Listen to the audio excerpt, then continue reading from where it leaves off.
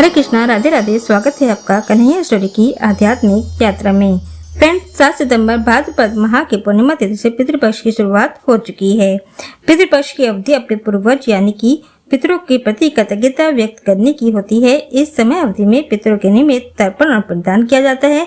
माना जाता है कि इन दिनों में पितर धरती पर आते हैं और अपने कुल के लोगों से प्रसन्न होकर उन्हें आशीर्वाद प्रदान करते हैं। इस साल पितृपक्ष 7 सितंबर से लेकर 21 सितंबर तक रहेंगे। 21 सितंबर को सर्पित अमावस्या मनाई जाएगी।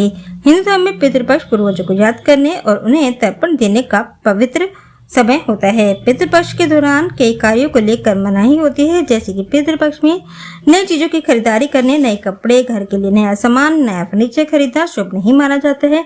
बाल कटवाना, दाढ़ी बनाना, नाखून काटना शुभ नहीं माना जाता है और साथ ही ब्रह्मचर्य का पालन करना चाहिए। इसके साथ ही खाने पीने को लेकर भी कई नियम होते हैं। अगर इन नियमों का पालन न किया जाए तो पितृ की नाराजगी झेलनी पड़ सकती है। तो आइए जानते हैं कि पितृपक्ष के दौरान हमें क्या खाना चाहिए, क्या नहीं खाना चाहिए, पितरों का भोजन कैसे होना चाहिए और तर्पण एवं पिंडदान कैसे करना चाहिए। तो सबसे पहले जान लेते हैं कि पितृपक्ष के दौरान हमें क्या नहीं खाना चाहिए। जो व्यक्ति श्राद्ध क्रिया करता है उसे बाहर के बने खाने का सेवन नहीं करना चाहिए। साथ ही घर के अन्य सदस्य हैं, उन्हें भी इन नियमों का पालन करना चाहिए। इससे पितृ प्रसन्न होते हैं। 15 दिनों तक सात्विक भोजन नहीं करना चाहिए। व्यावहारिक दृष्टि से देखा जाए तो बाहर के खाने में किस तरह के बर्तन का इस्तेमाल किया जाता है, इसकी हमें कोई जानकारी नहीं होती है। इसीलिए होटल के खाने और ऑनलाइन फूड का इस्तेमाल नहीं करना चाहिए। श्राद्ध में भोजन को लोहे के बर्तन में नहीं परोसना चाहिए। इसके लिए तांबे, पीतल या अन्य किसी धातु के बर्तन का ही प्रयोग करना चाहिए, या फिर आप पत्तल का प्रयोग कर सकते हैं।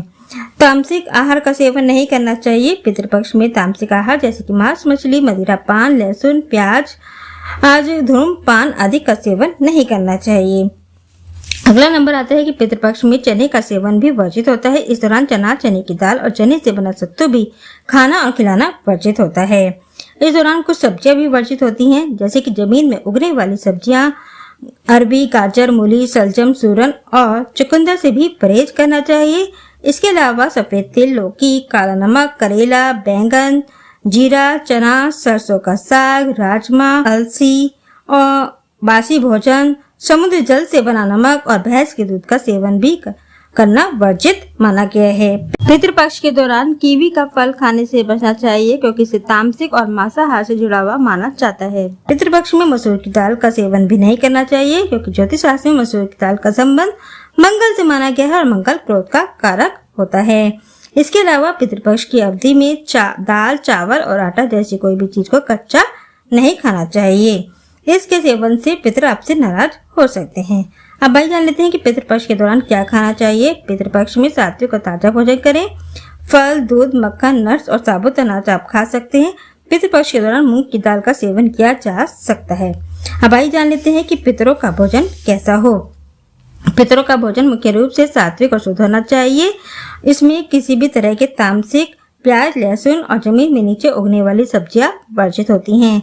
श्राद्ध के भोजन में तिल, गंगा जल और कुश का विशेष महत्व होता है, जिसे पितरों तक पहुंचाने के लिए अग्नि में समर्पित किया जाता है या कौवे, गाय, कुत्ते जैसे प्रतीकात्मक जीवों को दिया जाता है। सबसे पहले आता है पितरों की प्रिय वस्तु। कुछ मान्यताओं के अनुसार पितरों को दूध, दही, घी और शहद प्रिय होते हैं। पितरों के भोजन में इन्हें अवश्य शामिल करें। अगला नंबर आता है खीर और पूरी। खीर और पूरी का भोग पितरों को बहुत पसंद आता है और इसे श्राद्ध के दौरान विशेष रूप से बनाया जाता है।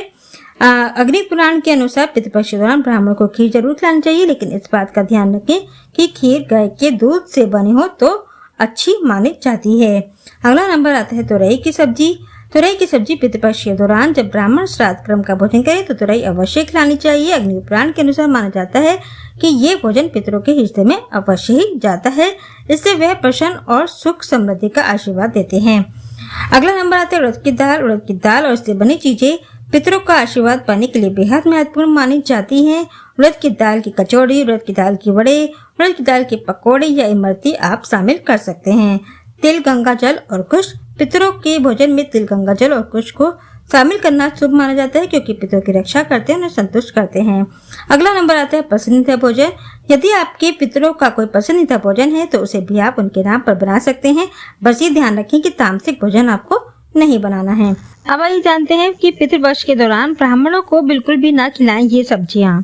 अग्नि पुराण के अनुसार पितृपक्ष के दौरान ब्राह्मणों को भोजन कराते समय कभी भी उन्हें पत्ता गोभी और कुम्हड़ा, जिससे पेठा बनता है, की सब्जी नहीं बनानी चाहिए, क्योंकि पितर इसे ग्रहण नहीं करते हैं और रुष्ट होकर साप देकर वापस चले जाते हैं। इसलिए कभी भी इन दोनों सब्जियों को श्राद्ध क्रम में ना बनाएं। अब आइए जान लेते हैं कि तर्पण और पिंडदान कैसे करें। उससे पहले जान लेते हैं कि तर्पण और पिंडदान क्या होता है। तर्पण और पिंडदान श्राद्ध के दो प्रमुख कार्य हैं। तर्पण में जल, तिल, कुश और फूलों के माध्यम से पितरों को अर्पण किया जाता है, जिससे उनकी आत्मा को शांति मिलती है। यह एक सरल और पवित्र प्रक्रिया है। दूसरी ओर पिंडदान में चावल, जौ, आटे और खीर से बने पिंड गोले बनाकर पितरों को समर्पित किए जाते हैं। यह कर्म पितरों की तृप्ति और उनके प्रति श्रद्धा का प्रतीक है। दोनों ही कार्य पितृपक्ष में अत्यंत महत्वपूर्ण माने जाते हैं। तर्पण और पिंडदान की सामग्री। तर्पण और पिंडदान के लिए आवश्यक सामग्री की जरूरत होती है, जो आसानी से उपलब्ध हो सकती है। आपको काले तिल, जौ, चावल, कुश यानी कि दुर्वा घास, जल, गंगा जल, फूल, दूध, दही, घी और शहद चाहिए। इसके अलावा पितरों के नाम, गोत्र की जानकारी, स्वच्छ वस्त्र, तांबे या पीतल का पात्र, एक स्वच्छ चौकी स्थान की व्यवस्था करें। ये सभी सामग्रियां कर्म को पवित्र और प्रभावी बनाने में मदद करती हैं। अब जान लेते हैं तर्पण की विधि। तर्पण एक पवित्र कर्म है जिसे किसी नदी, तालाब या घर पर भी किया जा सकता है। इसे करने के लिए सबसे पहले स्नान करें, स्वच्छ वस्त्र पहने। इस दौरान पुरुषों को धोती और जनेऊ धारण करना चाहिए। इस दौरान दक्षिण दिशा की ओर मुख करके बैठें, क्योंकि पितरों का स्थान दक्षिण दिशा में माना जाता है। एक चौकी पर स्वच्छ कपड़ा बिछाएं।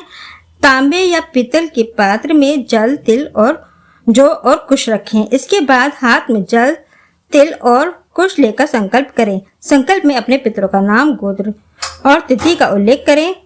अब दाहिने के हाथ में कुश और तिल लेकर बाएं हाथ में पकड़े गए पात्र से जल और को दक्षिण दिशा में छोड़ें। प्रत्येक पितर की अलग अलग जल अर्पित करें। अपने मंत्र याद ना हो तो केवल पितरों का नाम लेकर जल अर्पित करें। तर्पण के बाद बचे हुए जल को किसी पेड़ की जड़ में डाल दें और हाथ पैर धोकर पितरों का आशीर्वाद मांगे। अब पिंडदान का तरीका। पिंडदान श्राद्ध का एक महत्वपूर्ण हिस्सा है और इसे ब्राह्मण या किसी योग्य पंडित की देखरेख में करना उत्तम माना जाता है। सबसे पहले तर्पण की तरह स्नान करके स्वच्छ वस्त्र पहने और दक्षिण दिशा की ओर मुख करें।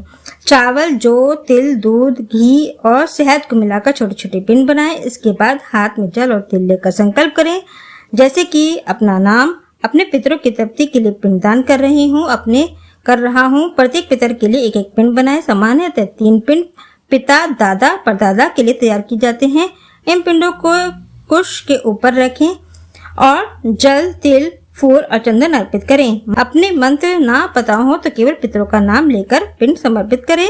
अंत में पिंडों को किसी पवित्र नदी में विसर्जित करें या गाय कौवे को खिला दें। पितरों से प्रार्थना करें कि वे अपने कार्य को स्वीकार करें। पितृपक्ष के दौरान दान का भी बहुत महत्व होता है। पितृपक्ष के दौरान तर्पण और पिंड दान के बाद भोजन, वस्त्र, दक्षिणा, यदि संभव हो तो गाय, छाता, जूते आदि का दान करें। यह दान पितरों की तृप्ति के साथ साथ पुण्य प्राप्ति का भी साधन है। दान हमेशा श्राद्ध और शुद्ध मन से करना चाहिए। प्रत्येक पितर की पुण्य तिथि के अनुसार श्राद्ध करें। यदि तिथि मालूम ना हो तो अमावस्या पर श्राद्ध करें। पितृपक्ष में नए कार्य जैसे कि विवाह, गृह प्रवेश आदि शुभ करने से बचें। तो ये थी जानकारी कि पितृपक्ष के दौरान हमें क्या करना चाहिए, क्या नहीं करना चाहिए, खाना चाहिए, पितरों का भोजन कैसा होना चाहिए, तर्पण और पिंडदान कैसे करें। तो आपके पितर आपसे प्रसन्न रहे, इसीलिए इन कार्यों को अवश्य करें। जय श्री राधे।